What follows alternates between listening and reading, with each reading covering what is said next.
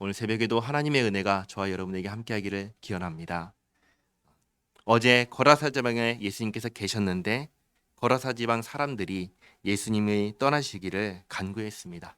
그래서 오늘 1절 말씀에 예수께서 배에 오르사 건너가 본 동네에 이르시니, 본 동네는 예수님께서 머무시는, 거주하시는 동네를 가리킵니다. 그러니까 가버나움을 말하는 것입니다.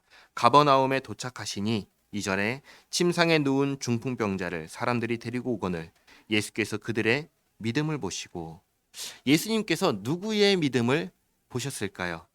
중풍병자의 믿음이 아니라 중풍병자를 데리고 온 사람들의 믿음을 보셨습니다. 그들의 믿음은 어떤 믿음일까요? 예수님께서 이 중풍병자를 고치실 수 있다라는 믿음입니다. 그러니까 누구에 대한 믿음이냐면 예수님에 대한 믿음인 것입니다. 이것을 보시고 중풍병자에게 이르시되 작은 자야 안심하라, 내 죄 사함을 받았느니라. 예수님께서 아주 뜬금없는 말씀을 하십니다. 중풍병자를 향해서 병이 나아라가 아니라 안심하라라고 말씀하십니다. 그리고 내 죄 사함을 받았다라고 하십니다. 사죄를 선언하신 것이죠. 지금 여기 있는 사람들은 전혀 기대하지 않았고 전혀 예상하지 않은 말씀을 들은 거예요. 예수님께서 갑자기 왜 이런 말씀을 하셨을까요? 3절 말씀 보시면 어떤 서기관들이 속으로 이르되 이 사람이 신성을 모독하도다. 예수님의 말씀이 내 죄 사함을 받았다는 사죄 선언이 왜 신성을 모독하는 것일까요? 그것은 이 사죄의 선언은 사람이 할 수 있는 것이 아니기 때문입니다. 이 사죄의 선언은 누가 할 수 있는 거냐면 하나님만이 선언하실 수 있는 것이기 때문입니다. 지금 모든 사람들이 예수님을 누구라고 생각하냐면 실력 있는 의사입니다. 신비한 치유가입니다. 선지자입니다. 결코 하나님 또는 구원자라고 생각하지 못했습니다. 그런데 지금 예수님께서 하나님만이 선언하실 수 있는 사죄의 선언을 하셨으니까 사람들이 다 생각하는 거죠. 이건 신성모독인데 감히 사람이 어떻게 하나님의 자리를 이렇게 선언할 수 있는 것이지? 하나님만이 할 수 있는 그 선언을 할 수 있는 것이지? 이렇게 생각하는 것이죠. 그런 예수님께서 사람들이 이렇게 생각할 것을 모르셨을까요? 아시는 거죠. 왜요? 예수님은 누구세요? 예수님은 하나님이십니다. 예수님은 하나님의 아들이십니다. 예수님은 사람 속에 무엇이 들어있는지 아십니다. 이런 생각을 할 줄 예수님은 아셨습니다. 그럼에도 불구하고 예수님께서 이렇게 말씀하신 이유가 있습니다. 이유가 무엇일까요? 예수님이 누군지를 사람들로 하여금 알게 하기 위해서 이렇게 하신 것입니다. 그래서 4절 말씀에 예수께서 그 생각을 아시고 이르시되 너희가 어찌하여 마음에 악한 생각을 하느냐, 내 죄 사함을 받았느니라 하는 말과 일어나 걸어가라 하는 말 중에 어느 것이 쉽겠느냐? 둘 중에 무엇이 쉬울까요? 둘 다 어렵습니다. 죄 사함을 받았다라는 말은 하나님만이 선언하실 수 있는 것이고, 일어나 걸어가라 라는 이 말을 하려면 중풍병자가 나아야 합니다. 그런데 지금 여기 있는 중풍병자는 어떤 상황이죠? 거동할 수가 없는 상황입니다. 거동할 수가 없어서 사람들이 침상에 누운 채로, 침상째로 데리고 온 사람입니다. 덜 심한 중풍병도 고치기가 쉽나요? 어려운데 지금 이렇게 병에 심해서 누워가지고 데리고 온 이 사람을 고쳐서 걸어가게 한다? 이건 불가능한 것이죠. 하나님만이 하실 수 있는 것입니다. 그러니까 하나님으로서는 하실 수 있는 일, 하나님으로서는 쉬운 일이지만 사람으로서는 할 수 있는 일인가요? 둘 다 불가능한 일이에요. 다르게 말하면 이거 하나를 하면 나머지 하나는 당연히 할 수 있는 일이 되는 것입니다. 그래서 예수님께서 6절에 이렇게 말씀하시죠. 그러나 인자가 세상에서 죄를 사하는 권능이 있는 줄을 너희로 알게 하려 하노라 하시고 중풍병자에게 말씀하시되 일어나 내 침상을 가지고 집으로 가라 하시니 그가 일어나 집으로 돌아가거늘. 하나님만이 하실 수 있는 일을 예수님께서 하셨습니다. 침상에 누운 상태로 온 중풍병자에게 그 자리에서 말씀으로 고치셨습니다. 이 일은 하나님만이 하실 수 있는 일이기에 자연적으로 예수님께서 죄 사함의 사죄의 선언 또한 하실 수 있는 분이라는 것이 입증된 것이죠. 그러면 예수님은 누구십니까? 예수님은 누구십니까? 예수님은 하나님이십니다. 예수님은 하나님의 아들이십니다. 그러나 이 무리들이 이것을 보고도 뭐라고 생각하냐면 8절 말씀 보시면 이렇게 생각하죠. 무리가 보고 두려워하여 이런 권능을 사람에게 주신 하나님께 영광을 돌리니라. 하나님께 영광을 돌리는데 사람들이 예수님을 누구라고 생각하죠? 그냥 사람이라고 생각합니다. 이 생각은 맞을까요? 틀릴까요? 틀리죠. 반절만 맞는 겁니다. 왜 반절인가? 예수님은 분명히 사람이 맞으십니다. 그러나 동시에 예수님은 하나님이십니다. 예수님은 사람이시면서 동시에 하나님이신 하나님의 아들이십니다. 이것을 알라고 표적을 행하신 것입니다. 그러나 사람들은 아직은 여전히 모르는 것이죠. 9절 말씀, 예수께서 그곳을 떠나 지나가시다가 마태라는 사람이 세관에 앉아 있는 것을 보시고 이르시되 나를 따르라 하시니 일어나 따르니라.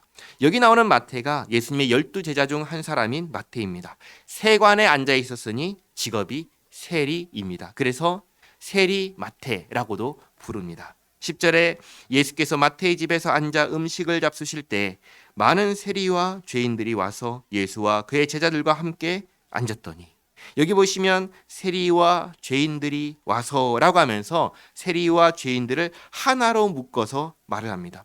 유대인의 입장에서 세리는 어떤 사람들이냐면 쉽게 말하면 매국노와 같은 사람들입니다. 유대인들에게 세금을 걷어서 그 세금을 로마에 바치는 사람들이기 때문입니다. 우리나라 일제강점기로 생각하면 우리나라 사람들의 돈을 걷어서 일본에 갖다 바치는 사람이니까 싫어하죠. 죄인으로 여겼습니다. 그래서 세리와 죄인들 같이 묶어서 얘기를 하는 것입니다. 그러면서 11절에 바리새인들이 보고 그의 제자들에게 이르되 어찌하여 너희 선생은 세리와 죄인들과 함께 잡수시느냐. 유대인들은 율법에 기록된 대로 부정한 자와 가까이 하면은 부정이 없는다고 생각을 했습니다. 그래서 부정한 자와 접촉하거나 같이 식사하거나 이런 걸 절대 하지 않았습니다. 그런데 예수님께서는 지금은 그것을 하시는 것이죠. 죄인들하고 같이 앉아가지고 식사를 하신다? 그럼 예수님은 어떻게 되는 거예요? 부정한 자가 되는 거잖아요. 그것을 보면서 얘기를 하는 거예요. 그러니까 이 질문은 예수님께서 지금 정하다는 거예요? 부정하다는 거예요? 부정하다고 지금 얘기를 하는 것이죠. 그러니까 예수님께서 그걸 들으시고 12절에 대답을 하십니다. 예수께서 들으시고 이르시되 건강한 자에게는 의사가 쓸데없고 병든 자에게라야 쓸데 있느니라. 의사는 치료를 하기 위해서 누굴 만나죠? 환자를 만나죠. 환자는 부정한가요? 정한가요? 부정하죠. 근데 환자와 접촉하는 의사는 그 치료를 위해서 만났을 때 의사가 부정해지나요? 그러지 않지요. 부정이 옮긴다면 치료할 수가 없잖아요. 그러니까 의사는 환자를 만나도 그 부정이 넘어가지 않아요. 그러니까 예수님은 자신을 누구라고 지금 얘기를 하냐면 나는 그 부정이 넘어오지 않는, 자신을 부정해지지 않는 의사라고 말씀을 하시는 거예요. 그리고 13절에 너희는 가서 내가 긍휼을 원하고 제사를 원하지 아니하노라 하신 뜻이 무엇인지 배우라. 이것은 호세아 6장 6절의 말씀을 인용하여 하신 말씀인데 뜻이 뭐냐면 간단합니다. 죄인을 향해서 불쌍히 여기는 마음을 가져라 라고 얘기하는 거예요. 누구한테요? 바리새인들에게, 그 당시에 종교 지도자들에게. 죄인들을 향해서 정죄하는 마음을 가지지 말고 그들을 불쌍히 여기는 마음을 가지라고 하신 거예요. 하나님께서 주신 법은, 율법은 사람을 정죄하고 죽이기 위한 법이 아니라 사람을 살리기 위한 법입니다. 사람을 위한 법입니다. 그러나 그 당시의 종교 지도자들, 그 당시의 바리새인들은 그 법을 어떤 용도로 사용했냐면 사람을 정죄하고 사람을 죽이는데 사용했습니다. 사람을 정죄하고 무시하는데 사용했습니다. 그것을 지적하신 것입니다. 그렇게 쓰라고 하나님께서 주신 율법이 아니다 말씀을 하신 것입니다. 그러면서 13절 하반절, 나는 의인을 부르러 온 것이 아니요 죄인을 부르러 왔노라 하시니라. 아멘. 이게 정말 중요합니다. 예수님께서는 의인을 부르러 오신 것이 아닙니다. 예수님은 죄인을 부르러 오셨습니다. 다르게 말하면 예수님은 구원하기 위하여 이 땅에 오셨습니다. 구원하기 위하여 오셨다는 것은 구원이 필요한 사람들이 있다는 것입니다. 구원이 필요한 사람이 누구일까요? 죄인이지요. 의인이 아닙니다. 그래서 의인은 예수님을 찾지 않습니다. 의인은 예수님이 필요하지 않습니다. 예수님을 찾고 예수님이 필요한 사람은 누구냐면 죄인입니다. 예수님은 죄인을 구원하러 오셨습니다. 자, 그러면 나는 죄인인가요? 의인인가요? 나는 죄인입니다. 그런 내가 누구를 향하여 정죄하고 책망할까요? 내가 나를 보면 나는 의로운가요? 그렇지 않잖아요. 나도 죄인입니다. 그런 내가 누구를 정죄하고 책망할 수 있겠습니까? 나도 죄인인데요. 그럴 수 없는 것이죠. 그렇기에 예수님께서는 나를 구원하기 위하여, 여러분을 구원하기 위하여, 죄인을 구원하기 위하여 이 땅에 오신 것입니다. 교회는 구원받은 죄인들의 모임이 교회입니다. 이것을 잊지 마시기 바랍니다. 교회는 구원받은 죄인들의 모임입니다. 나는 구원받은 죄인입니다. 이 사실을 잊지 마시기 바랍니다. 기도하겠습니다. 하나님, 나는 죄인입니다. 나는 도움이 필요합니다. 나는 구원이 필요합니다. 구원자 예수님을 보내주셔서 감사합니다. 예수님으로 인해 구원을 받았습니다. 이 사실을 잊지 않겠습니다. 나도 똑같이 죄인에 불과한데 하나님의 은혜로 구원받았다는 사실을 기억하며 살겠습니다. 하나님께서 베푸신 은혜에 감사하며 살겠습니다. 주님과 함께 살아가는 삶이 되겠습니다. 주님, 은혜를 베풀어 주시옵고 함께하여 주시옵소서. 예수님의 이름으로 기도하옵나이다. 아멘.